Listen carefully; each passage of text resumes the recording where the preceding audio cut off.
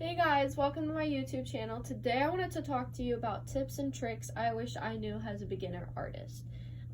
Especially ones that have to do with Procreate. There should be features on IBIS Paint or whatever you use that are the same features on Procreate. So hopefully this helps everyone watching. I'm just gonna draw a stick figure for the tricks I'm gonna be talking about because I don't want this video to be too long. And I'm not doing all that. He's beautiful. We're gonna name him Jerry because he looks like a Jerry. Okay, first thing, I'm gonna just lay down a skin tone that I want. That's not a very pretty, okay, whatever.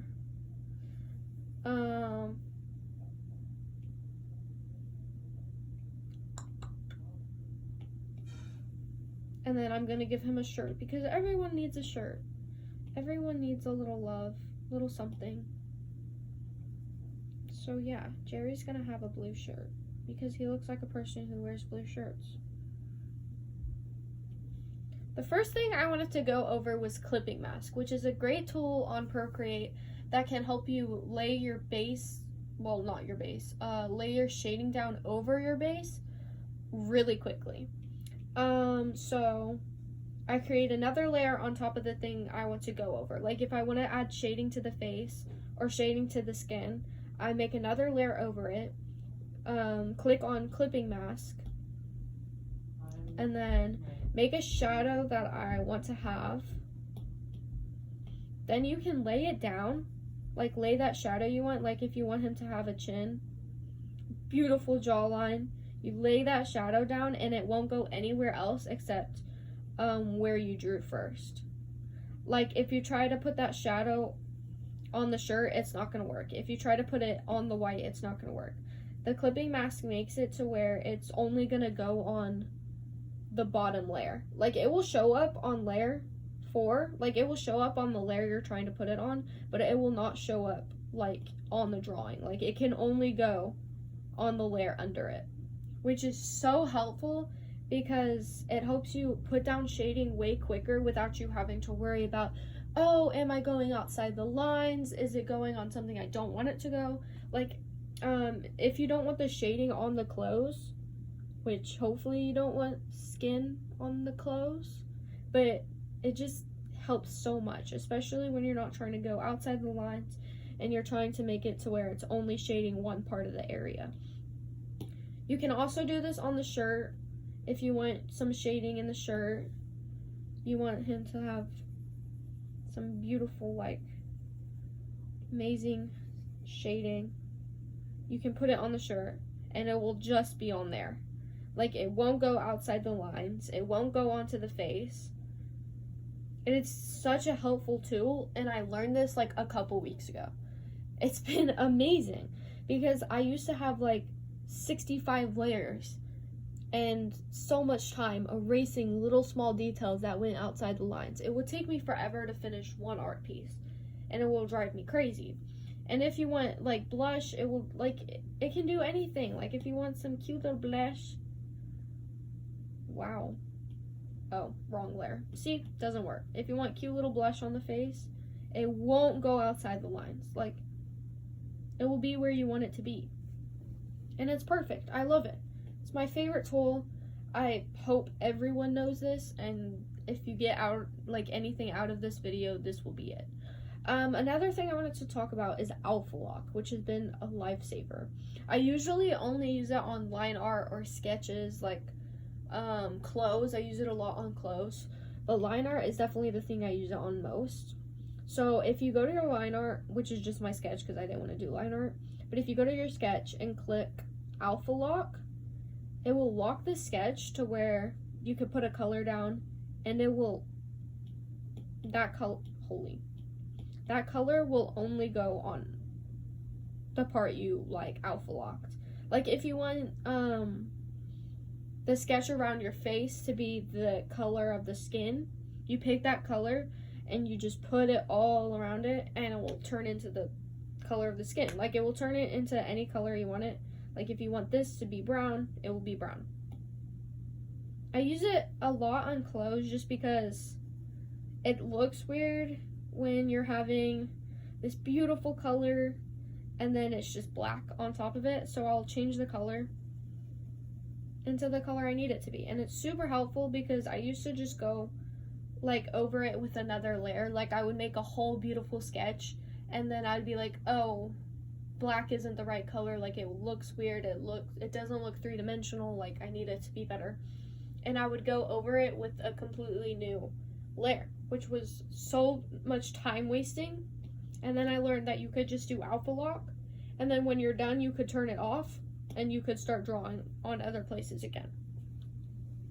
So helpful, love that. And then another one I love to use is just playing with the layers.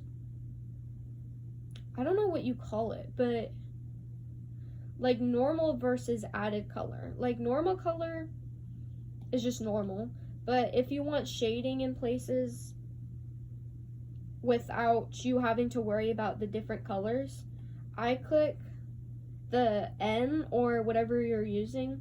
You just click on the N and then you can go to color burn. I usually do gray or a darker gray. Usually I keep it pretty light because the dark gray will be way too dark, so I'll put it about here. And then it can literally just turn into shading. Like it helps me shade my characters super quickly, add a little more warmth to my characters. Like if I want shading here and here, like I want it in two places, but I didn't want to have to pick this color, then pick this color. I would just make it into gray and then put it on. The first piece of artwork I did it on was, let me see. I was doing something for my brother because I made him characters he used to love on a piece of paper, and I was like, okay, I need to upgrade this. This was the first ever artwork I did it on. Like, did the cool shading, like this. I use Subtract. Wait, have I been doing it differently? How interesting. Wait, okay, let's see how Subtract works. Because I've been using Color Burn to do all my shading. Let's see. Okay, we're going to change it to Subtract.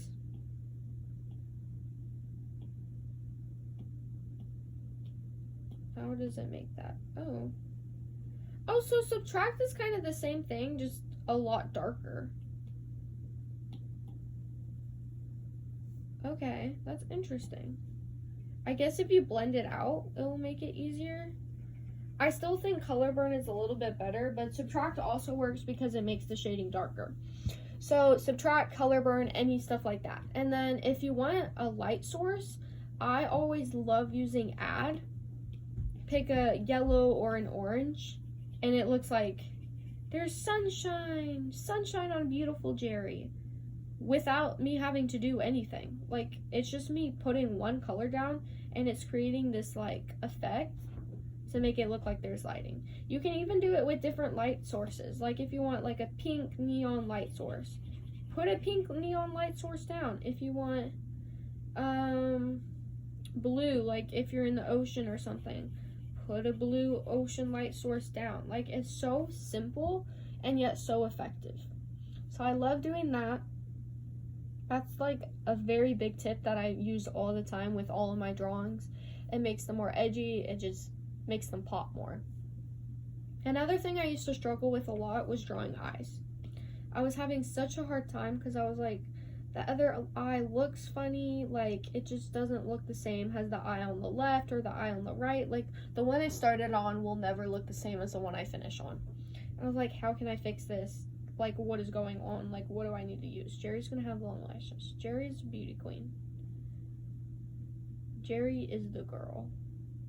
Okay, anyway, how I fixed this was I was like, okay, what if I could just copy and paste it over?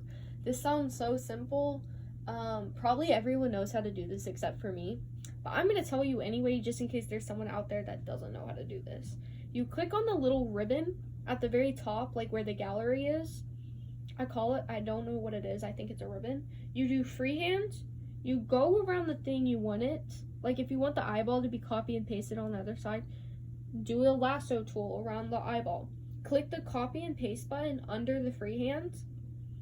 Click this little arrow guy up here. Click on the flip horizontal. And then you can click uniform and just move it over. Boom.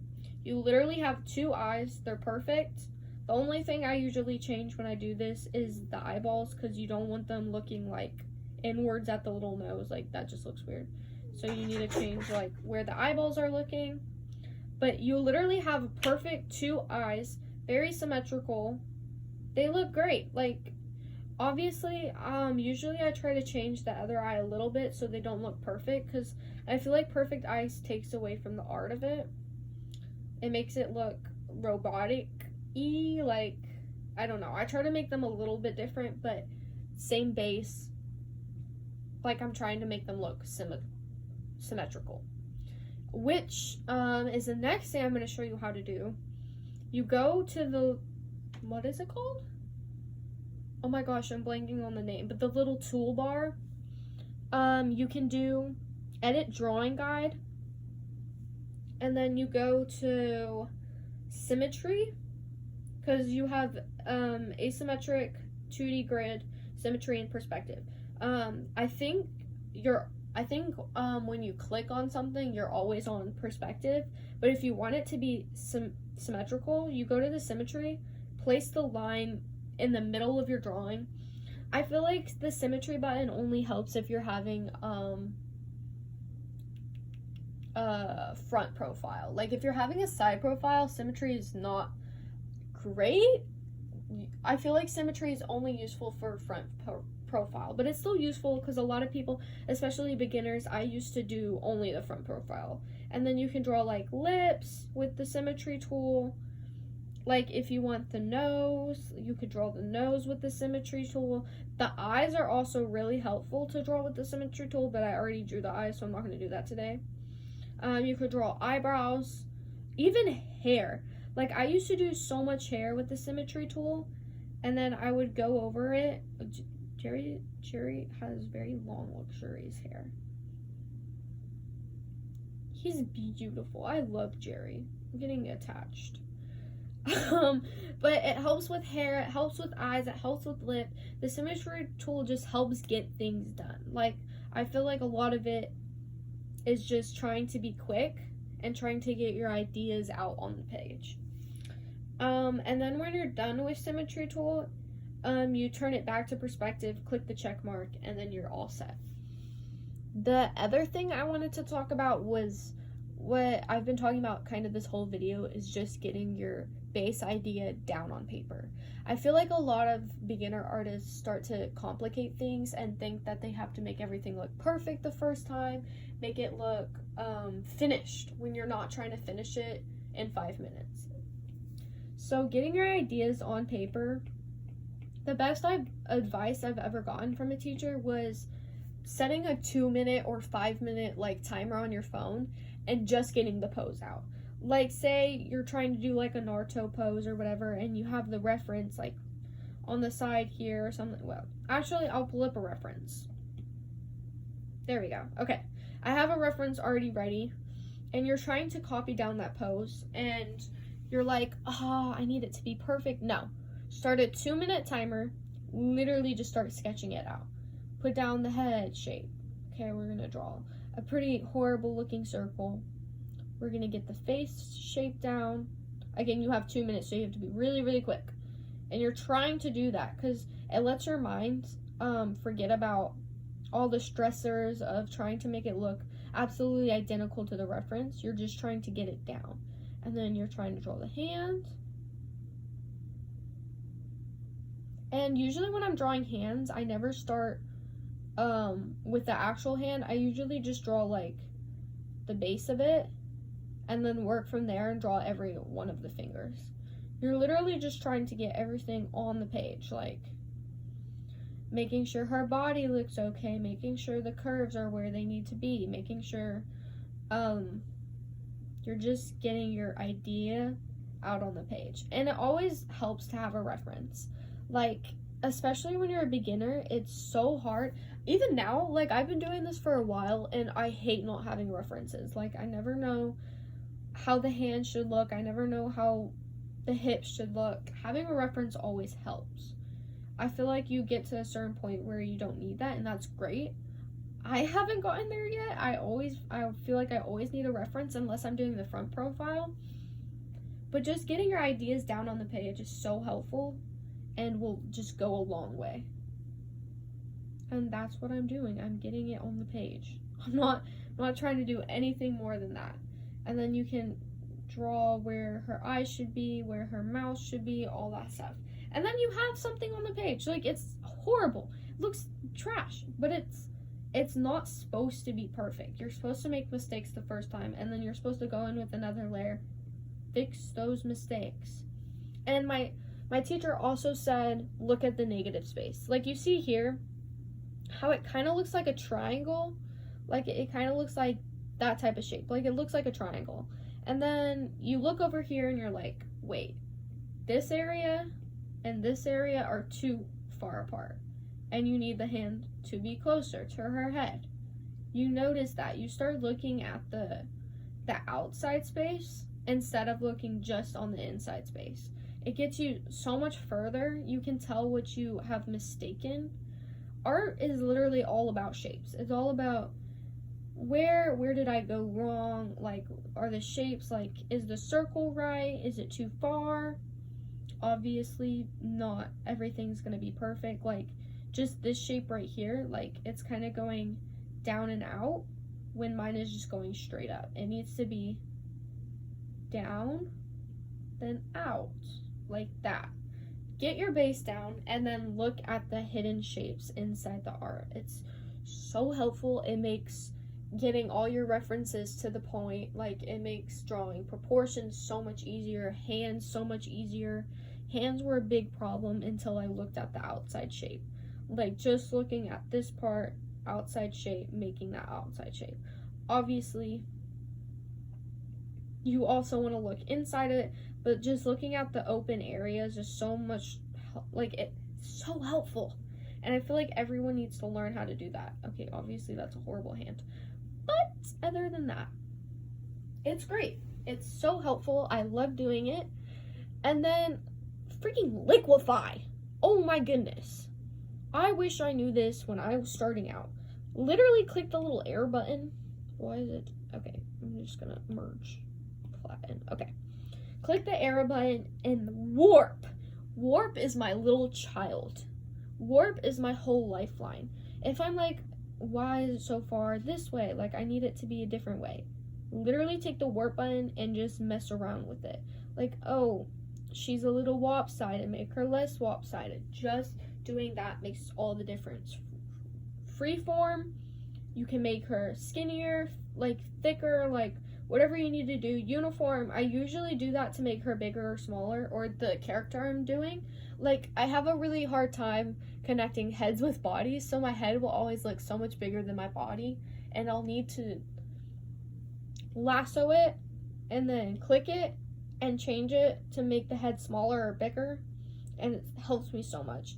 Distortion, if you draw a face like from the front view, oh my gosh, distortion makes it to where it's like, it changes the whole perspective. Like, look, if you click that, now the face is going this way instead, and then you just draw the head where it would be. I have a completely different perspective, and it's just from drawing the front profile instead of the side profile. It has changed the way I do things. It is great. Love it. It's freaking amazing. You draw the neck, you draw the side. It has made making side profiles so much more easy for me, even though I don't do it often, clearly. But that was a big thing for me. If you're trying to warp just one area, use the little, I'm still gonna call it a ribbon. If you want to just do this part right here, lasso it with free hands, click the arrow, and then you can warp it into making the thigh thicker or making it go this way more, or making it shorter, taller, whatever you need. And that has been a big help for me. I think that's all the things I wanted to do today. This video has gone a little longer than I expected, but it was so much fun talking about all this stuff because I feel like when I started Procreate, I was so far behind and didn't know what to use, like anything about the app. And I feel like if I just had a video to watch, it would help me out do all this stuff. So thank you for watching. If you kept track, comment below what you want me to like do next, what you want to see, if you want to see more tips, if you want to see something else. Please like and subscribe. I need some money, and YouTube, I need you to get me there, please. I'm broke. I need help. I actually don't need money, but like I will need it in the future. I need to start a savings account, trust. So do all that, please. Thank you for watching the video. I hope y'all have an amazing day. Farewell.